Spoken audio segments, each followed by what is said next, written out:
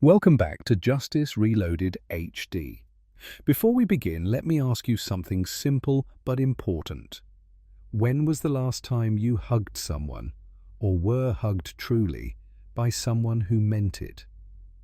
Today's story starts with a hug that seemed ordinary, but it changed two lives in a way no one could have predicted. If you cherish stories that feel small on the surface but big in the heart, don't forget to hit that like button and subscribe to Justice Reloaded HD. Every week, we bring you a tale that just might soften your heart and maybe restore a little faith in humanity.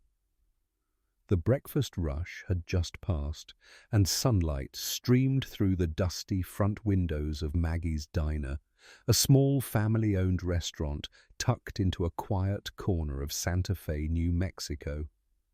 The scent of brewed coffee, fresh biscuits, and hickory bacon hung in the warm air, wrapping the space in something that felt like a memory you didn't realize you missed. The old brick walls, faded, checkered floors, and mismatched chairs gave the place a charm too humble to be called vintage. Locals loved it not because it was fashionable, but because it was familiar. Regulars sat in their usual spots, waitresses knew the orders before menus were touched, and the cook in the back swore like a sailor, but made the fluffiest pancakes in town. That morning, the booth by the window, usually reserved for Sheriff Morales and his crossword puzzle, was taken by someone no one quite expected to see here. Daniel Stone, 60 years old, widower, reclusive billionaire. A man who built an empire from mining contracts and logistics deals so complex most folks just nodded when he tried to explain them. He wasn't the type you'd find in a place like this, too rich, too pressed, too distant. But there he was, in a crisp white shirt, sleeves rolled just enough to look approachable. But his posture was stiff-guarded, like he never really learned how to relax in public. Across from him sat a boy, 6 years old, pale, with a mop of blonde curls that hadn't seen a comb that morning. Leo Stone, Daniel's only son. The boy kept his arms locked tight around himself and stared at the table as if it might do something unexpected. Every time a plate clattered or someone laughed too loud, his little body flinched. He didn't speak, didn't look around, didn't touch a thing, not even the blueberry muffin untouched on his plate. Leo wasn't like other children his age. He had been diagnosed with severe anxiety disorder and a developmental emotional delay, words Daniel had paid specialists thousands of dollars to explain, yet still barely understood. All he knew was this: his son didn't like to be touched, couldn't make eye contact for more than a second, and had never, not once, hugged his own father. Emily Vargas noticed it all without needing to ask. She had just refilled the coffee of a couple in the next booth when she caught sight of the boy, shoulders tight, fingers twitching near the edge of the table like they wanted to reach out and hide under it. She adjusted her apron and crossed the room with a kind of gentle energy that didn't make noise. 32, bright-eyed despite the morning shift, and with a smile that never felt forced. She had worked here for almost a year now, long enough for folks to know she'd once trained as a pediatric nurse before things got complicated. Long enough to know she had a soft spot for kids, especially the quiet ones. She didn't rush to speak. She didn't crouch down and baby talk him like some mite. She simply met Daniel's eyes with a soft, understanding nod, then looked to the boy. Her voice, when it came, was barely above a whisper. "Can I get you something else, sweetie? Maybe some warm milk?" Leo didn't answer, but he looked up for just a second. And that, in Emily's experience, meant more than any spoken word. It happened so fast, and yet in the moment, time seemed to slow to a crawl. A plate had crashed in the kitchen, ceramic against tile, sharp and sudden, and Leo's tiny frame jolted like he'd been struck. His breathing hitched, shallow and rapid, and his eyes darted in every direction like a cornered animal. He pressed his hands hard against his ears, his body rocking slightly, as the world around him became too loud, too bright, too much. Daniel froze, instinctively reaching out across the table, but unsure what to do. His voice caught in his throat. "Leo," he said softly, then louder. "Leo, it's okay, it's just a plate," but the boy wasn't hearing him. Not really. People turned. Forks hovered mid-air. Conversations halted. That's when Emily moved. Not quickly, not dramatically. She stepped out from behind the counter and knelt a few feet away from Leo, far enough to respect his space, close enough to be seen. She didn't speak, didn't reach. Instead, she opened her arms, wide and calm, palms up, an offering, an invitation, nothing more. Leo stared at her, his breath still quick, his chest still trembling. Seconds passed. And then, without a word, without warning, he got up from the booth, walked slowly toward her, and folded himself into her arms. The diner held its breath. Daniel stood frozen, his hands still halfway across the table, his mouth slightly open. In 6 years, not even he had been held by his son. Not once. Until now. Emily was wiping down the counter the next morning when she saw him again. Same crisp shirt, same stiff posture. But this time, Daniel Stone didn't walk in like a man tolerating the presence of others. He walked in like someone searching for something he wasn't sure he deserved to find. He waited until the breakfast crowd had thinned out before approaching her. No entourage, no assistant. Just a man standing quietly at the counter, holding his hat in his hands. "I wanted to thank you," he began, his voice rougher than it had been the day before, "for what you did yesterday." Emily glanced up from the coffee pot, then gave a polite, uncertain smile. "He's a sweet boy." Daniel hesitated. "He's not like other children. He screams when doctors try to check his heartbeat. He won't even sit beside his therapists. But yesterday he walked across a room, and he hugged you." Emily nodded slowly. Not because she was proud, but because she understood. "Sometimes," she said gently, "kids just know when someone's not trying to fix them." Daniel was silent a moment, then reached into his jacket pocket and pulled out a business card. "I don't know what you do outside of this place, but I'd like to offer you something. Not a job, not exactly. I just thought maybe you could spend time with Leo. Talk to him, or don't. Play a game, read a book, or just sit, whatever feels right." Emily looked at the card, but didn't take it right away. "I'd pay you well," he added quickly, as if embarrassed by the need to mention it. "Of course." But Emily wasn't thinking about money. She was thinking about the way the boy had pressed his face into her shoulder, how his breath had slowed while she held him, how for one moment the weight in his little chest seemed to lift. "I'll think about it," she said, placing the card beside the napkin dispenser. Daniel nodded, then turned to leave but paused, almost awkwardly. "One more thing," he said. "I found this on the floor of the back seat. I think it's meant for you." He handed her a folded piece of paper, small and creased, the edges bent from being gripped too tightly by tiny fingers. Emily opened it carefully. Inside, in thick crayon strokes, was a picture. 2 stick figures, arms outstretched, a shaky red heart between them. It wasn't much, but it didn't have to be. Emily stared at it for a long moment, her throat tightening unexpectedly. Some invitations don't come in envelopes. Some don't use words. Some come in the form of a child's drawing, born from a place deeper than language. She looked up, her voice softer than before. "Tell him. I'd love to come by. Just for a little while." Daniel nodded again, but this time there was something different in his eyes. Not just relief, something closer to hope. Emily didn't know what this meant for her life. She hadn't planned on anything changing, but in that moment, she knew something already had. Not because a billionaire asked her to help, but because a child she barely knew had asked her, without saying a single word. Emily never treated her time with Leo like a job. She never carried a clipboard, never came armed with behavior charts or therapeutic exercises. She didn't try to fix him, diagnose him, or pull him out of his quiet world.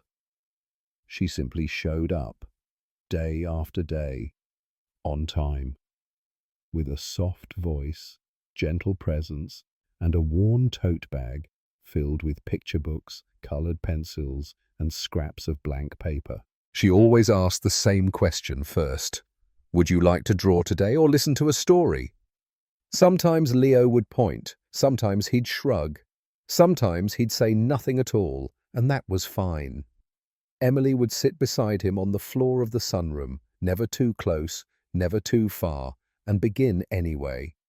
She'd tell stories without pages, just her voice and her hands painting pictures in the air, about turtles who were afraid of thunderstorms or birds who didn't know how to fly until they tried. When she drew, it was never perfect. Wobbly dogs with too many legs, lopsided trees, stick people with crooked grins. Leo would watch, amused, and sometimes grab a crayon and add something of his own. A second sun, a missing cloud, a scribble that looked like nothing and everything all at once. Every now and then, when Leo's breath hitched or his shoulders tensed from a sound outside, Emily would pause and say the same thing. "If you feel scared," she'd say softly, "you can hug me, or let me hug you, only if you want to." She never forced it, never reached first, and often he didn't respond. But then, slowly, something shifted. One cloudy afternoon, Leo dropped his green crayon and walked straight to her, arms open, silent. Another evening, after a long and wordless day, he leaned into her shoulder, letting out a sigh so heavy it felt like he'd been holding it in for years. And once, after a short moment where Daniel had misread his son's signals and spoken too loudly, Leo turned to Emily, eyes wide and wet, and hugged her tight, grounding himself in her steadiness. It wasn't therapy. It was presence. And for Leo, presence made all the difference. Daniel Stone had always believed in control, in strength, in discipline. His world was one of numbers and deadlines, negotiations and consequences. He built his empire from nothing, deals struck in boardrooms, contracts signed in silence, emotions left at the door. Affection was something you earned. Vulnerability, a luxury for people who had time to be weak. But lately, something was shifting. Quietly, uncomfortably. He found himself lingering by the doorway longer when Emily was with Leo, watching as his son leaned into her side without flinching. Noticed how Leo's hands, once constantly clenched, now rested open in his lap. How his eyes didn't dart around the room so much anymore. Daniel couldn't explain the knot in his chest when he saw those small moments. Only that they didn't hurt, but they did ache. He didn't say much. Not to Emily. Not even to himself. But he watched. And slowly, the silence in his house began to feel less like a void and more like a pause, something waiting to be filled. One afternoon, Daniel met with an old business associate over coffee in a downtown hotel lounge. Gerald Trent, oil money, loud ties, twice divorced, was never known for subtlety. So Gerald said, swirling his drink, "Word around the golf club is you've got some waitress playing nanny to your kid now?" Daniel raised an eyebrow but didn't answer. Gerald chuckled. "Come on, Dan. A waitress? What did she do? Bat her eyelashes at you? You really paying her just so your son can, what, hug her?" Daniel's face didn't change, but something in his eyes did. He took a slow sip of coffee, then set the cup down with precision. "Yes," he said simply. I am. Gerald blinked, caught off guard. Daniel continued, his voice calm but firm. Because my son hadn't hugged anyone in over 2 years. Not me. Not anyone. Now he does. Now he knows what it feels like to trust someone, to feel safe. He leaned back, expression unreadable. If I'm paying for that, I'd say it's the best investment I've made in a long time. Gerald didn't laugh again, and for the first time in a very long time, Daniel didn't feel the need to defend softness. Not anymore. The photo surfaced on a Tuesday morning, buried among a stream of clickbait headlines and gossip-fueled chatter. It wasn't even high quality, slightly grainy, taken from across the diner through the window's glare. But it didn't need to be sharp. The image told a story all on its own. A small boy, arms wrapped tightly around a woman's waist, face buried in her sweater, and standing just a few feet away, unnoticed by the camera, was a man with silver at his temples and confusion in his eyes. The headline did the rest. Billionaire's son clings to unknown waitress, morning cuddle or something more. By noon, it had spread across local blogs, a few national gossip sites, and even made it onto a segment of daytime television where panelists speculated on inappropriate boundaries and why the wealthy trust strangers with their children. Daniel saw it as he walked out of a lunch meeting, a concerned text from his assistant popping up with a link and the words, "You'll want to handle this before it spirals." He didn't open the article right away. He stared at the thumbnail instead.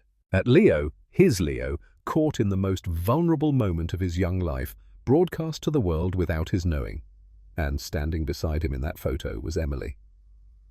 His jaw tightened. His chest burned.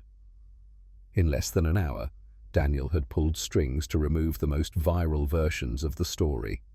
His legal team drafted a cease and desist. His PR consultant called it unfortunate but manageable. But none of that mattered. Because in Daniel's mind, there was only one question that refused to go quiet. How did this get out? He remembered the quiet days in the sunroom, Emily's calm presence, the drawing Leo made, the progress, the trust, and now this. By late afternoon, Daniel had made up his mind. He didn't confront her, didn't ask for an explanation. He simply called the diner, asked for her shift schedule, then left a message with the manager. Tell her the arrangement is over. No further visits, no contact, no signature, no goodbye. Emily received the message during a break between tables. She didn't cry, she didn't call back. She simply walked to the back room, sat down, and unfolded the drawing Leo had once given her. The stick figures, the red crayon hearts still smudged from little fingers. She stared at it for a long time. No one had to tell her what had happened. She'd seen the headline that morning too. But what hurt more than the photo was knowing that Daniel hadn't even asked her. He hadn't wondered whether she was the one behind it. He had just assumed. Outside, customers laughed over breakfast, unaware that something delicate had just been broken.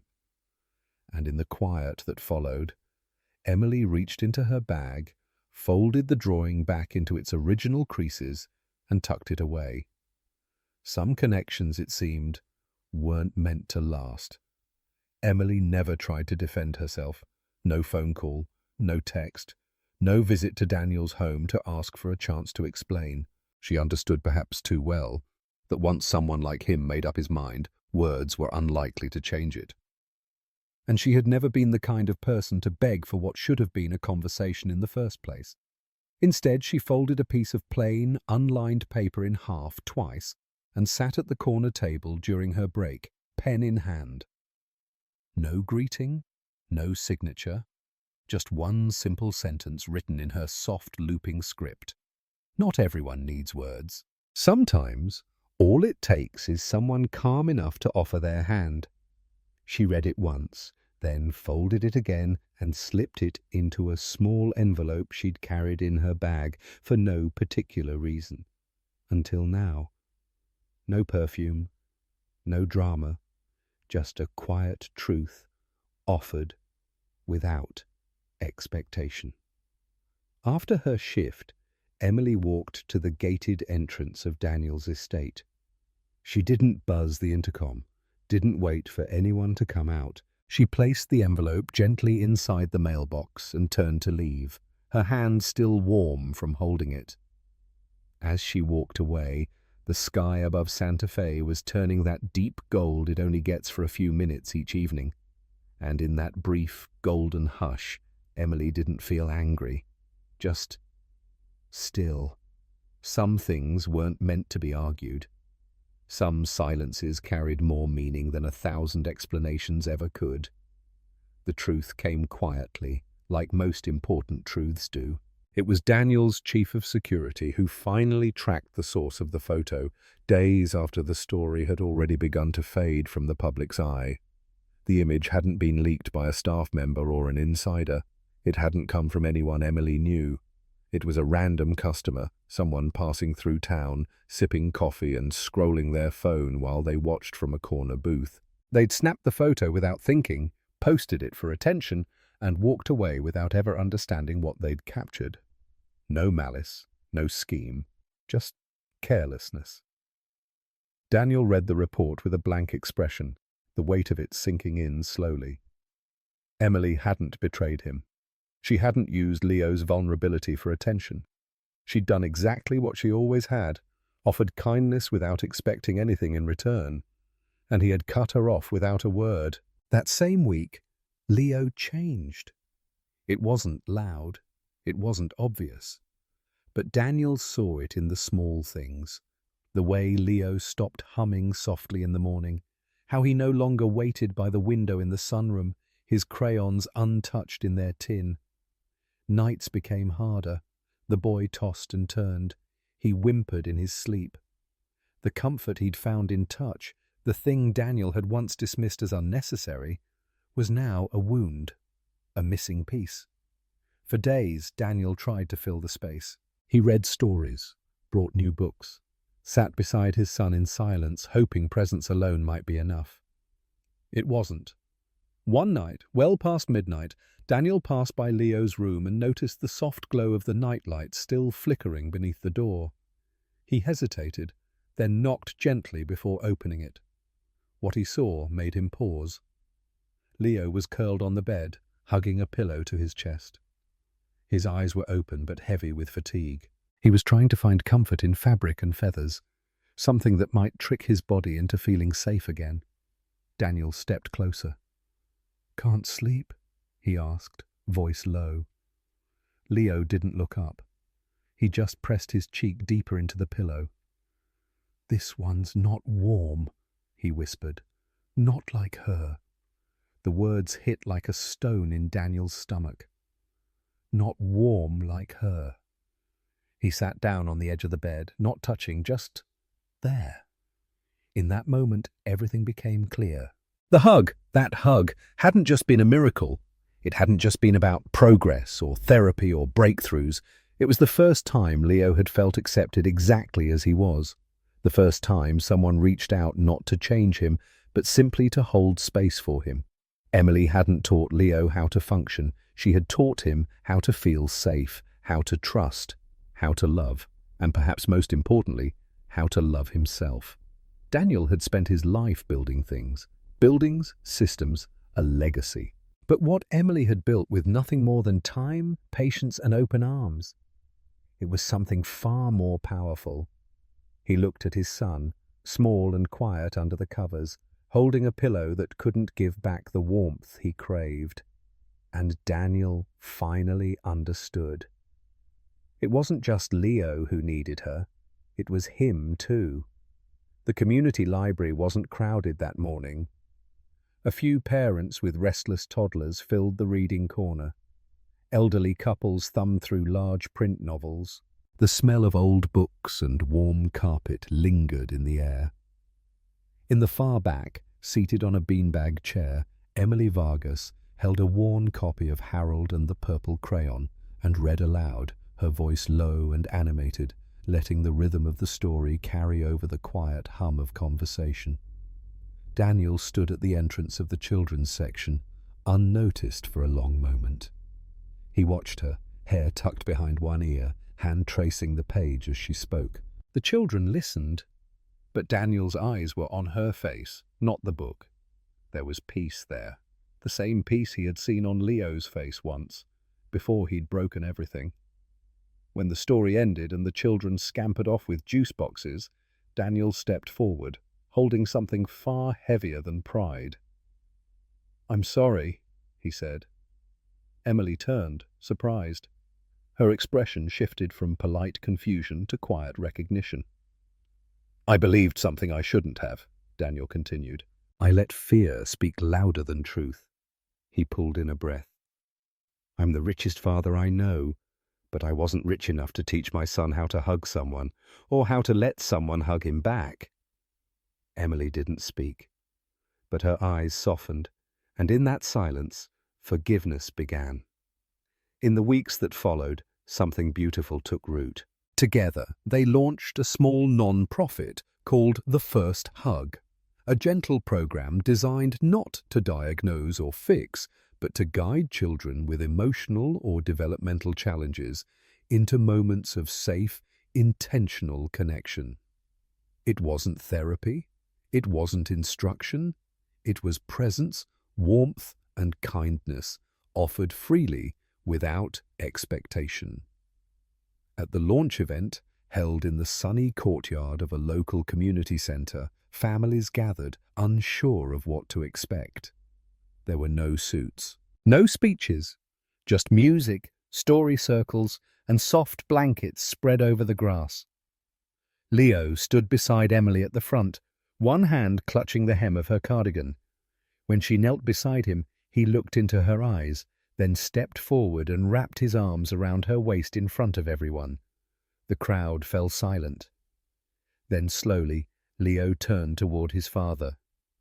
He didn't speak. He didn't rush. He simply raised both arms, palms open, a silent invitation Daniel had once thought would never come. Daniel's throat tightened. He stepped forward, knelt and gathered his son into his arms for the first time truly. No tension, no hesitation, just warmth, just love, and the quiet, steady realization that the richest moments in life are the ones money can never buy. If you believe that the right hug, given at the right moment, can heal even the deepest wounds in the heart, leave us a like.